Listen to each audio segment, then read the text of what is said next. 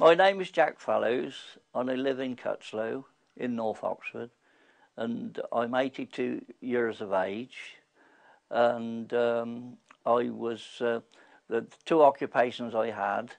Well, actually, when I first left school, I worked at Lucy's. You know the Lucy's, the ironworks.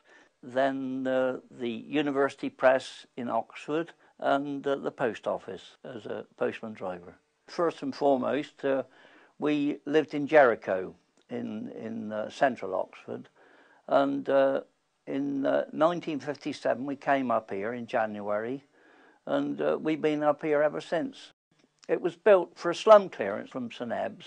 Did you realise that? The people there, they were very, very poor, but of course they had to, the council acquired 2.5 acres and built a council housing estate. But the private firm, they acquired 1.5 acres on the other side, and I think that they thought that they were lepers or something coming from the slum clearance, so they built a wall, 2 walls. It was terrible. It was like Stalag 9B. There was no access to the main Banbury Road. They had to go right round the back road, right the way round. Old people especially, that the elderly people that came up here from St Eb's, and they had to walk right way round up to the Banbury Road, right round the back streets. The private residents, I think they paid for the upkeep of that wall. To me, it was sheer snobbery. It was sheer snobbery.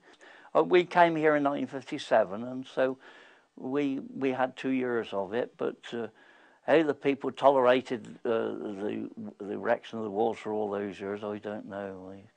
It's amazing.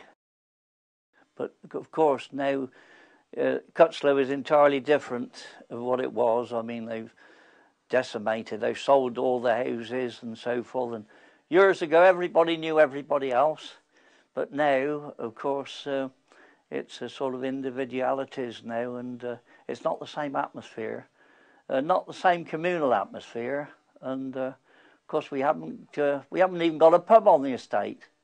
I mean, I'm dead against the sale of council houses. I know it's nice to have your own house, but you take the number of people in Oxford that are homeless, and I mean, they're not building council houses in the magnitude that that they used to. Well, there wasn't even a magnitude those days. They built council houses, but even then there wasn't enough to rent and so forth.